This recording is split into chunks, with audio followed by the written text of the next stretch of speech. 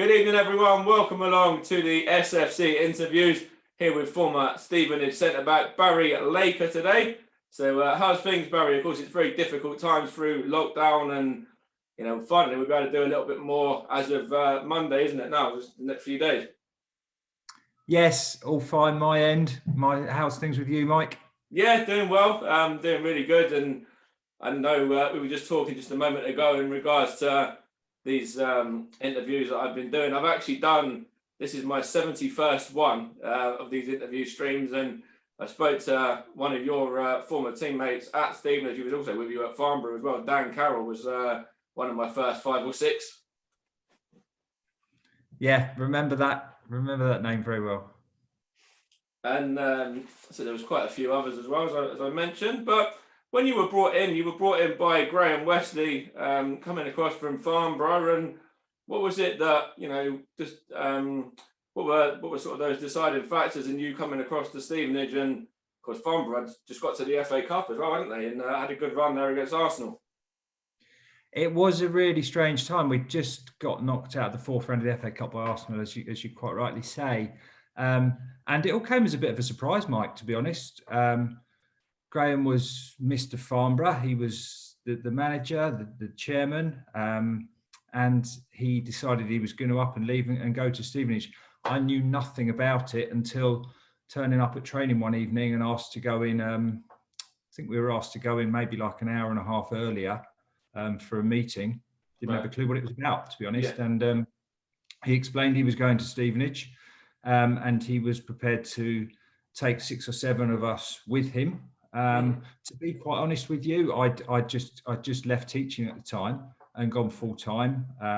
Had 2 young kids. My wife wasn't working, so it was kind of a case of, well, Graham, what happens if you stay at Farnborough? He said, well, I don't know. I don't know who's paying the wages. I don't know anything like that. So it was, as you can understand, Mike, kind of a decision that was a no-brainer, essentially. To move to Stevenage. I didn't know anything about the club at all, but it all came about very quickly. And I remember I was in fact at that Farnborough Arsenal game as well, and I will say Farnborough Arsenal because it was put obviously at the Highbury, wasn't it? But Farnborough were essentially the home team, and I remember I think it was either just a week or two before or a week or two after the North London derby, and I remember when Rocky scored, the Arsenal fans all chanting, "We all believe that Farnborough are better than Tottenham." I'm sure they did, yeah. But it was a real game changer, that one, actually, because I think it was the last time that the FA sanctioned a switch of venue. Yeah. And I guess it was essentially done by Graham for financial reasons, which I completely understand. Why wouldn't you? So yes, very, very memorable. And I do remember Rocky's goal. It wasn't a classic finish. It wasn't a top bins type strike, but it was a classic goal for that club. Yeah, very much so. And we'll get into Stevenage as well. Of course, the reason we're here, really. And you made your debut for the football club in a 1-1 draw at home to Morecambe. And of course, there was Nathan Bunce in there, Mickey Warner, Justin Gregory, and they're all guys that you knew fairly well, because they were all brought over with you, weren't they? I think, or at least 3 of them were. There were. I think Mike, there was 7 in total. Yeah. And I'm not sure Buncey was in that. Maybe he wasn't in that game. I thought he came a bit later. But there was 7 of us that came over, and I guess a really difficult time for Stevenage, because the club was in the conference at the time, but was rock bottom, wasn't it? If I remember rightly. And it was clear. Wayne Turner was in charge just beforehand. He'd just been sacked on the back of, I think we just got beat by, I think it was Kettering around Christmas time. Yeah.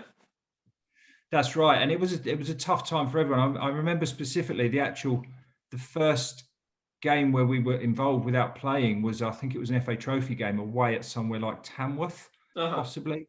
And 7 of us who were the sort of the Farnborough players who'd come across, boarded the team coach with all of the Stevenage existing squad on it, which is difficult. It's difficult times for everyone. But I think probably looking back on it, I imagine everyone associated with the club would agree that those changes were necessary, because the club was heading in one direction and it wasn't a good one at the time. That's right. it was a come good good as time. well, didn't it? Of course, Graham picked up that squad, with yourself and everybody else from Farnborough and the current group in there as well. And we had a real strong finish. I think we finished about 12th, 13th in the division. Did I think they went on a 6-game winning streak, and when you're down towards the bottom of the league, of course, 6 wins on the bounce lifts you up a lot more than it does at the top.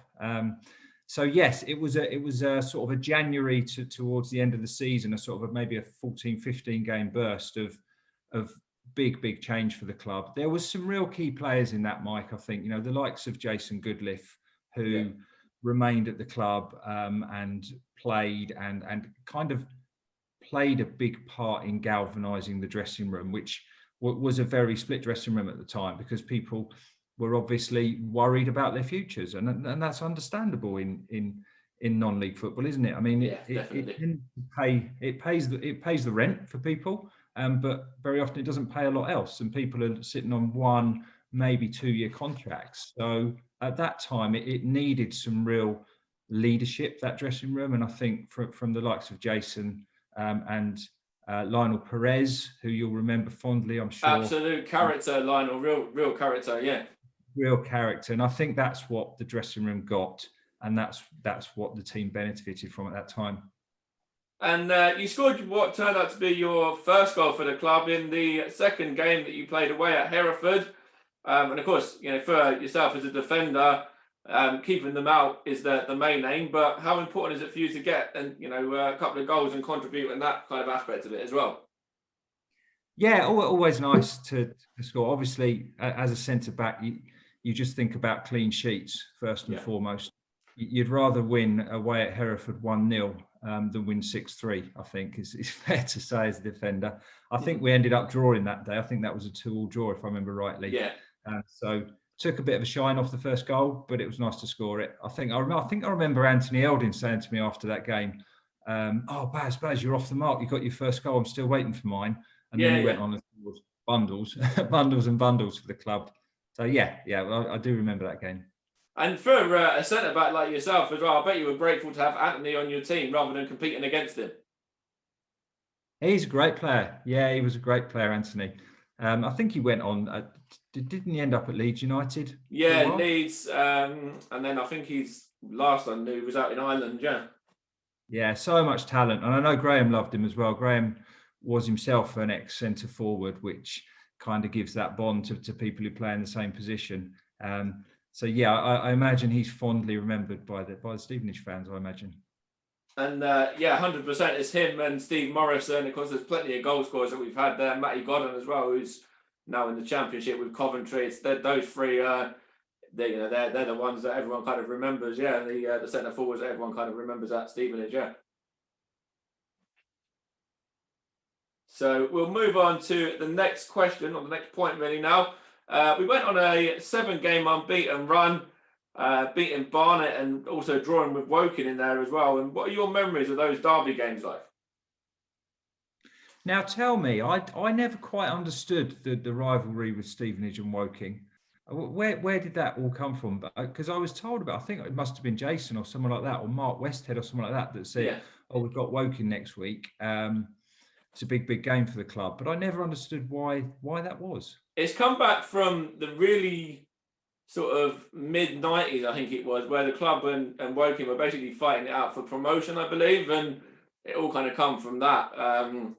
When I think Stevenage, obviously got the promotion and weren't allowed up beforehand. It was around about that sort of time. Okay, yeah, no, I remember those games really well, and it always helps, I think, when it's under the lights as well, midweek. Kind of gives a bit more sparkle to the occasion. But yes, you could really feel it. I think we mostly came out on top against Woking, if I remember rightly. And I think the fans, if you were chatting to them in the bar afterwards or wherever, were always very grateful for those results. Most definitely. And, it's Barnet, Woking, there was Rushden and Diamonds, Kettering. We had a few derbies there in that time. And we usually did fairly well in the majority of them. And of course, we've had a couple of FA Cup runs ourselves when you were at the club as well. We had the Swansea FA Cup run where we got beat by them. Of course, the one where we got to the second round and we got the replay against Northampton was another one. And also the Rochdale one in there as well, wasn't there? I think there was those three. Yeah, they were always a nice distraction, weren't they, for the club? And I think during my time at Stevenage, anyway, we were always either trying to avoid relegation at the start, and then we were fighting for promotion and trying our best to get in the playoffs, etc. So those games were always interesting. I do remember the Swansea one quite fondly. Because on FA Cup day, if I remember rightly, both teams had to come out together. That's right. Yeah. Part of the rules, essentially. Yeah. And we stood in the tunnel with the Swansea players, and I remember, I think Steve Watson was probably our captain then, and we started. Steve was captain. Yeah. And that they didn't walk out with us. They stood there and waited, and I thought, it's a bit strange. I don't know why they're doing that.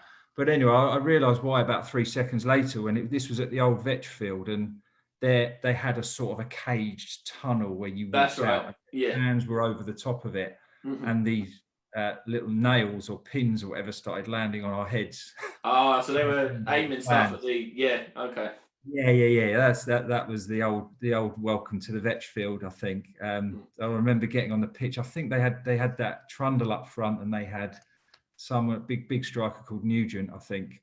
And once the game started, I picked him up and I said, I see why you stayed in the tunnel and didn't walk out with us now. And he went, yeah, that happens all the time here. I guess you call it character building, but they were good days.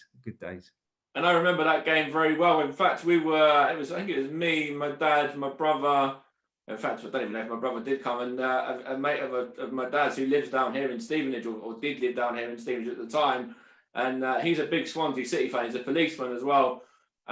So he went down with us in the car, and I think on the way back, I don't know if it was Talk Sport or one of these radio stations. We basically called in, and he was really happy, and we were sitting there like, listening to him waffle on about how happy he is about beating us. Yeah, I think it was 2-1, wasn't it? We were close. We ran them close that day, but there was. I think, if we're being honest, there was a little bit of a small gap in class, I think, Mike. Yes. And of course, they were League Two, weren't they, or Division 3 at the time? Yeah. Yeah, they were. And of course, that in itself is a challenge, no doubt, to come up against these league clubs. And I'm sure it's something that you wanted to get to when you were at Stevenage. Of course, you would have wanted to try and get that promotion. And the closest we got was the Carlisle final, and that was, of course, great times there, getting through the second leg there, beating them 1-0 away after a 1-1 draw down here, and then narrowly losing out to Carlisle. And that would have been an opportunity to go up a lot sooner than what we actually did eventually. Yes, I think that was 2005, and that was quite a run we had there. And I suppose that the playoffs essentially work for some teams and don't work for others, because there was absolutely no parity in the final points tally in the season between us and Hereford. I think they were something like 12 points ahead of us. Yeah. And we played them in the two-legged semi-final and beat them, which was great for us. But the final was it was a funny day, that final, because we actually ended up getting to the ground quite late. Yeah, I think Dan's on with the same. Yeah. Yeah, I think we didn't get there until something like 45 minutes before kickoff, which it's no excuse. You're professional footballers and you go out and perform. But I think that kind of left a bit of a feeling of, crikey, we're just a little bit rushed here, and we went on the pitch, and I think we all looked at each other at the end of that and felt, do you know what, we could have done better there today. It didn't quite go for us. We'd beaten Carlisle twice that season. In the league, yeah, we did, yeah. In the league, home and away. And the away game was a torrid sort of Tuesday night in the snow up in Carlisle, and we came away with the 3 points, which was always a big thing to go up north and come away from big clubs like that. So we kind of felt we could have done better on that day.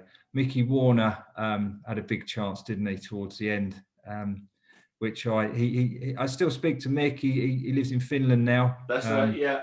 Really good guy. Came over, and his family came over to mine and stayed with us for a couple of nights a year or so ago. Mm-hmm.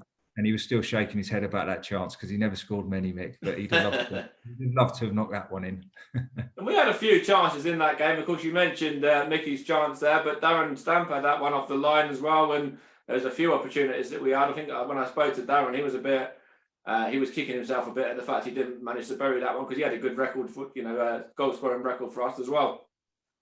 Yeah, he's a great goal scorer, Darren Stamp. The non-league Peter Crouch, I think. Yeah, he's very, very he's doing very, very well for himself at the moment, actually, with his studies and everything that he's doing. So that's good, obviously, to hear. So we've touched on that FA Cup run there a little bit, and of course, we played that at the Britannia Stadium rather than at Wembley as well. And what was that like for a player, of course, to play at the Britannia Stadium rather than Wembley? Because it was changed. Was it changed not too long before the playoffs as well? It was fairly. I don't know. I guess they choose somewhere that's reasonably equidistant between different clubs. It wasn't Wembley, which was a shame. But big playing surface. I thought it would suit us actually that day, but it just didn't quite come off for us. I think that there was a big following from Carlisle as well, and in fairness, we took probably 3,000 or 4,000 up there, Mike, didn't we, from Stevenage? Yeah, we did. Yeah, so really good occasion, but just not the result. And of course, we had the song as well, didn't we? I don't know if you remember anything of the song, the fan song that they created. About going off to going off to the Britannia, sorry. Are you going to sing it for me? No, it was the Amarillo song, wasn't it, I believe? Oh, yeah, I remember. Yeah. I'm not going to sing it. Not now. Maybe when we finish recording. But it was, of course, that was a great moment for the club. And you went on yourself to amass over 100 appearances for the club. I think it's 115 in total, including sub appearances. And how does that feel to be a part of the 100 plus club at Stevenage? Of course, going on and having a successful period of time for yourself as a player. Yeah, it was great, and like I said, the whole move to Stevenage came completely out of the blue, and obviously you're slightly wondering how it's going to go, how you're going to settle in. I'd never even played at Stevenage. I'd never been to Stevenage, but I loved the club. I think it was that half a season and then 3 more seasons I played. So to punch in 111, I think is a reasonable return, or 100 and whatever games it was. Really enjoyed it. Really professionally run club. Just felt it was a shame that whilst I was there, we couldn't take the club into the league. We came close, but I think like when we came in, Mike, it was the right time for all of those players to come in because the club was going in a bad direction. I think when Graham then left in 2006, is that right? Yeah, I think it was 2006. Yeah. When he then left, it was the right time again for us to leave because I'm always frank and honest about things. The squad that was there wasn't quite good enough to get us into the league, and obviously it's so nice to see the club move on beyond that and become a league club, because it is now really is a league club. It's been in League One as well, hasn't it, for a spell. So things are certainly looking up, and although I don't follow things that closely, it's just lovely to keep an eye on the results and see them doing well. And of course, when Stevenage got promoted, it was under Graham as well, back in, was it 2011, 2012 sort of time? And he was the man that brought Stevenage up from the conference and then up through the League Two playoff final as well. And he had a very good squad there that he'd assembled too. It was always going to work for Graham eventually. It was, because,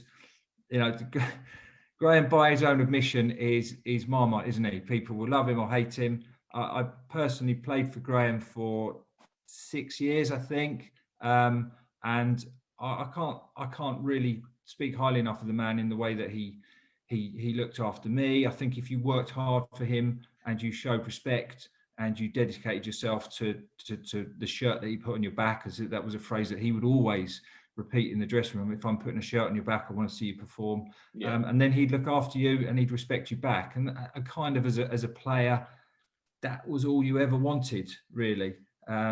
He did some strange things. He had his strange ways of running things and doing things. But listen, that's all subjective. And one person might agree, the other might disagree. But at the end of the day, it's a results business. And whenever I played for him, he was very much in the business of getting results. And it was no surprise to me that when he went back to the club, he took them up into the Football League, and fair play to him. And he did very, very well, of course, as you mentioned before, getting them up to League One as well. And then, of course, he left and moved on to Preston.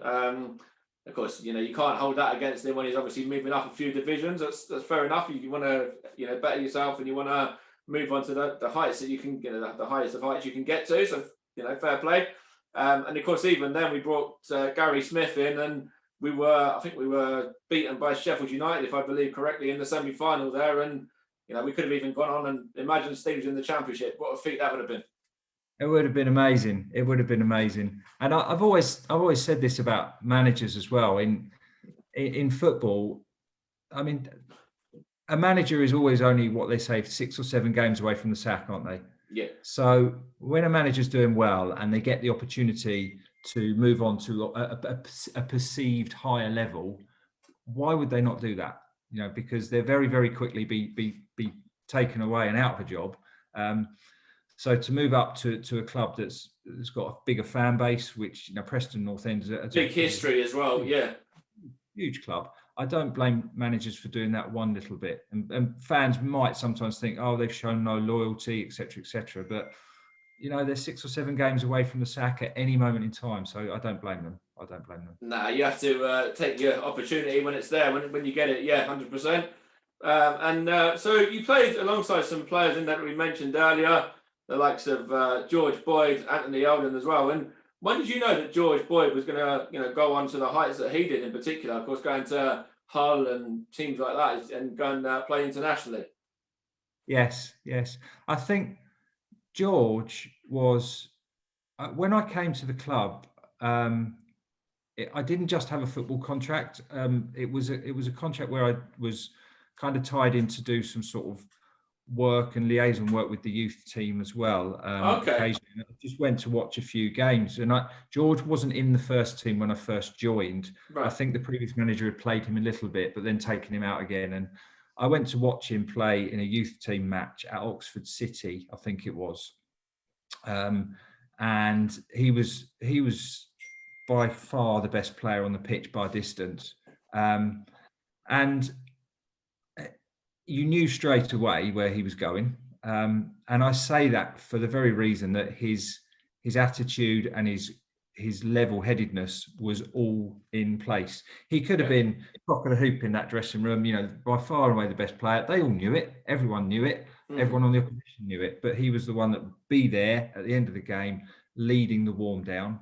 And he that wonderful combination, Mike, of talent but great attitude, because it's always these 6 inches up here. That is where you make it or you don't make it. I mean, if you think about it, you always hear, don't you, about professional footballers, oh, not the most talented player in the world, but great attitude. And that's why he made it. Would train every day, would listen, would work hard, would respect the senior pros and just want to learn all the time. You always hear it that way round. Yeah. You don't ever really hear it the other way around. Reverse, yeah. Oh, terrible attitude, but made it because he's got so much talent. Mm-hmm.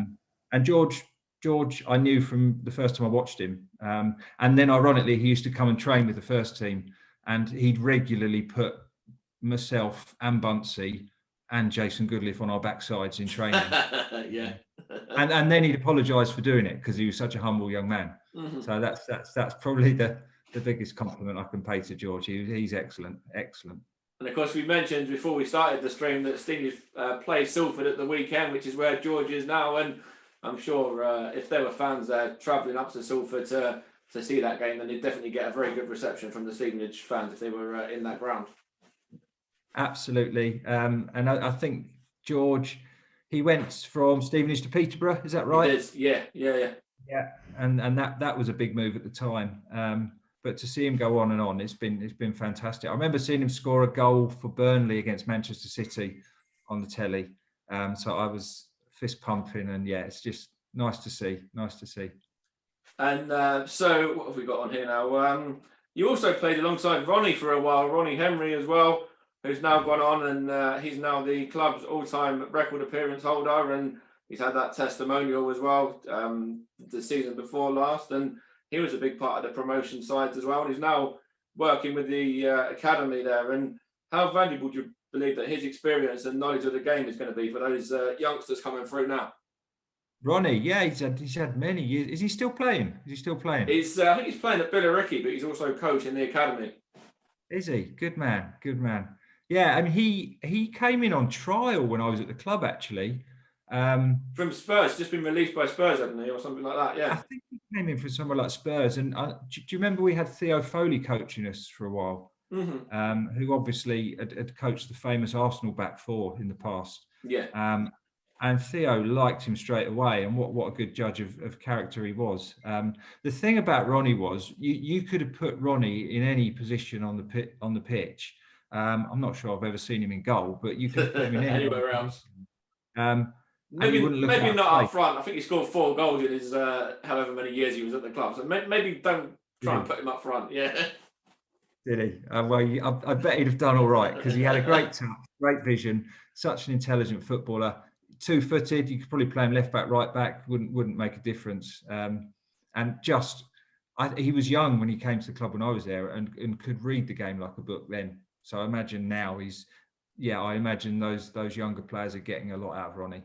And of course, Ronnie was the captain that lifted the FA Trophy as well, which was the first trophy that was won at the new Wembley Stadium for the football club. I was there that day. I came to watch that game.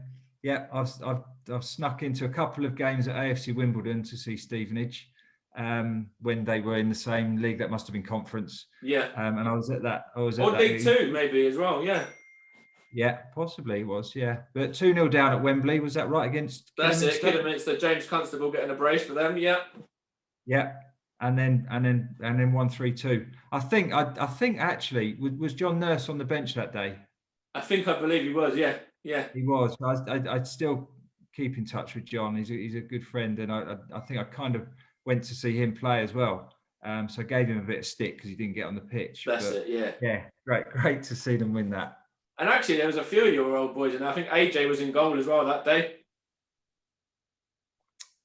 Yes. Yeah. It would have been. Yeah. Yeah.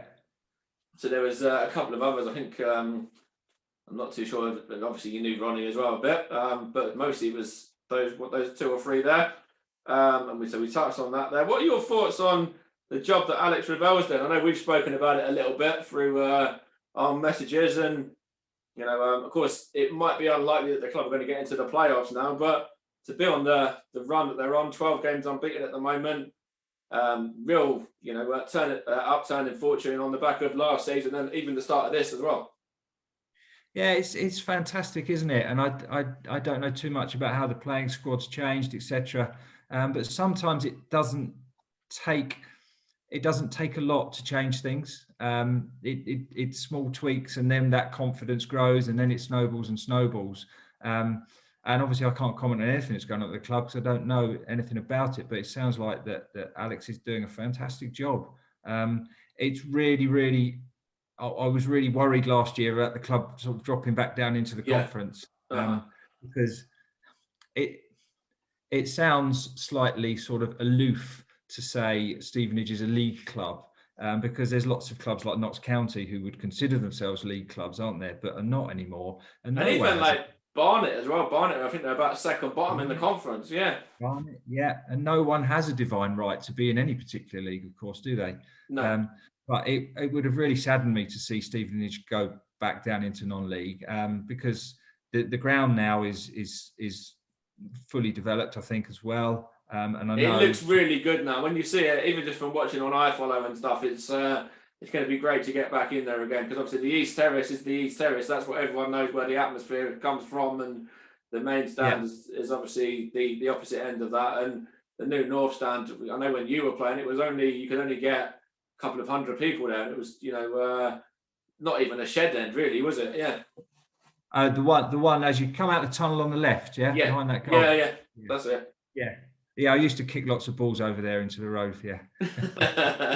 But no, that is the new developed one. When it's the new stands there now, and it looks really good. Looks really nice. But you've still got the terracing across the far side. Yeah, that's fantastic. You're right. That's where all the noise used to come from. I used to really like that. Yeah. and that will always be there. I don't ever see that changing. I think the day that changes is the day that the atmosphere kind of loses its edge a bit. Yeah. Well, I think it's what everyone knows. All the away teams know that they come to Stevenage and they've got to go out the tunnel and they've got to face that terrain. That's it. Yeah. That's a really big advantage. Yeah, that's really big. I can't remember what our record was like, sort of home and away, when I was at the club, but that really does help. I think it's really good. And of course, the away stand is now a 2,000-seater away stand as well. So it's good when you get a big crowd there from, I don't know from this division who's got the big attendances, but from when they were when Stevenage been in Football League beforehand, we've had Oxford's there. Cambridge would be one of the ones from this season. In fact, if there was fans now, yeah. So let's have a look at what we were going to cover. So we spoke about Alex a bit there. So of course, when you left the club, you went back into teaching. And how are you enjoying that? And of course, you mentioned that you try and keep across a few results here and there. But how's your stuff going with your teaching? And of course, what sort of advice would you give to some of these guys and girls that are wanting to get into football as well? The fact you've been there and you played it yourself and you've been involved in the game. Yeah, I mean, firstly, teaching's terrific. I've been out of the game probably 15 years now. So I had the opportunity to go back to my school that I was at before. They took me back, and then I moved on to a school called All Hallows down in Aldershot, Farnborough area as a deputy head. Yeah. And took a headship at a brand new school called Coomwood School in South Croydon, kind of South London, in 2018. And that's been fantastic because you build up your years of experience in teaching, and then someone gives you a brand new school, which essentially is like saying, look, there's a blank canvas, use all your experience and build it and design it the way that works. So I feel absolutely blessed in that respect. It's hard work. Teaching is hard work. You punch in 60, 65, 70-hour weeks on a regular basis, but you're never clock watching, and you just kind of, especially as a head, you feel invigorated to help the students, help them make progress, help them improve themselves, and also for me as a head, the staff as well. Running a school, running a staff room is completely different to a dressing room in terms of football. But there's a lot of transferable skills there, and I do feel that buzz every day going into work, and that's why I consider myself so lucky. And I think when a lot of players leave the profession, which happens at some point in their 30s usually. I think a lot of them do struggle, and we know that ex-players struggle to find that sort of that purpose, that raison d'être, and the sort of the thing that drives them on, because it's been football for so many years. And for me, I was lucky because teaching does give you that buzz. It does keep you on your toes, and it's great in that respect. And yes, lots of young footballers, lots of talented young footballers at our school now. We have a chap who you might know the name of, called Bobby Bowery, who used to play for Crystal Palace. Okay, I recognise the name. Yeah. Yes, his coaching company come in and do all of our coaching. They're called Valenti, and they do a really terrific job in talking to the children and keeping them grounded, so that talent doesn't get wasted, and so that it's really well nurtured. So we've got a really good thing going on. It's really good. That's great to hear, and I think we're probably going to wrap it up in a second. I just want to see whether there was anything else. So of course we touched on the club being promoted as well, and finally I suppose the last couple of questions, the last two really, would be that the club have been out doing some excellent work in the local community during the pandemic as well, and how important is it for clubs, not just like Stevenage, but any of these sort of clubs, to give back to those fans and people that are giving up their Saturday and their Tuesday night sometimes to come and support them on a match day? Yeah, well, I think we've all been through such a different year, haven't we, in the last year? And one thing it has done, I think, although strangely people are more remote from each other, I think it's brought people together a lot. And for clubs to go out and do stuff, it's a no-brainer, isn't it? It's really important. And I know for a fact that clubs, I mean, I've played at Sutton United, Farnborough, Stevenage, clubs like that, Yeah, that they are nothing without the fans. And I do feel for the footballers a little bit at the moment playing without the fans there. And that sounds a strange thing to say, but that it must be a relationship, Mike. It has to be a relationship. And if the fans don't feel valued and don't feel that the players and the club are there to try and help them as well, then that's wrong, isn't it? That's not right. 100%. And that's where, of course, the club going on this 12-game unbeaten run without having fans in as well. That's where it's, twice as good really for the football club. And, of course, it looks very likely that the club are going to probably miss out on the playoffs this season because of the extra games that have been played. But, you still got that opportunity, and you never know. There's still points to play for. And while there's points to play for, there's always that bit of hope. Of course there is. And momentum's an amazing thing in football as well, isn't it? That you can carry that momentum through from one season to the next. I know you end up with a sort of a 2-month break in between. Yeah. But I'm sure it will help the club next season if they're winning games at the back end of this. Absolutely. And of course, you touched on earlier just briefly your relationship with the Stevenage fans as well. And of course, hearing your song, of course, would have been another great moment for you. I'm not going to sing your song either, but it was another good one. Come on, you must be a singer, Mike. Yeah, listen, I think it's easy. It's easy to support a big club like United or City or Chelsea or everyone else. To support your local club is a fantastic thing to do. And I've always said this as well, that in non-league football, you rarely get more than a 1 or 2 year contract. Yeah. And the sort of the revolving door that exists at non-league football clubs where players come and go all the time. I mean, even in the 3.5 years that I was at Stevenage, the fans must have, goodness me, I mean, maybe 100 players that Graham Westley brought in and out through the club.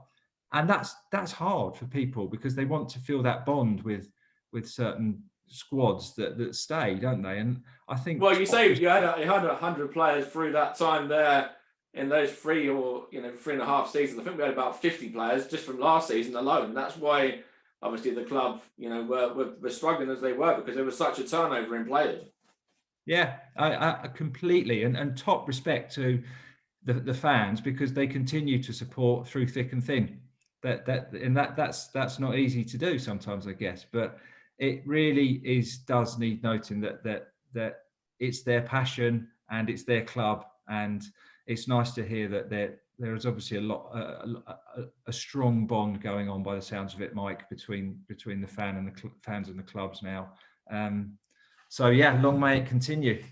And that's always been the way with Stevenage. They've always been a community-based club, and they've always been the club that are determined to have that with the fans and the players. And there's always been a very good connection between the fans, the players, the owners, the manager, everybody involved at the club has been connected from day one. Yeah, they're terrific. I think I remember going in. Tell me, Morecambe, somewhere like that. Morecambe away. Right. I think we got a tonking. It must have been about 3 or 4-1 tonking. Right. And going into the bar after the game, just for a drink, and thinking the fans would have all cleared off and gone straight back down the motorway to get home, grumbling about the performance of the players, which was probably shocking, and we should have done better. But going into the bar, and they're in there having a chat, having a laugh, and offering to buy you a drink. I mean, that's just makes you feel. But that's because everyone's together. Everyone's always been together at the football club, and yes, as fans, we recognise that people have off days and days where it just doesn't click for them. Yeah. Yeah. No, I loved my time at Stevenage. The fans were always committed. I'd like to think I was committed as well. Never claimed to be the best footballer in the world, but you give it your all and you do what you can for the club. And when it's time to move on, you recognise it, and it's time for others to come in and take the club on. And I'm so pleased to see that they have been taken on. And hopefully next year you'll be up in League One again.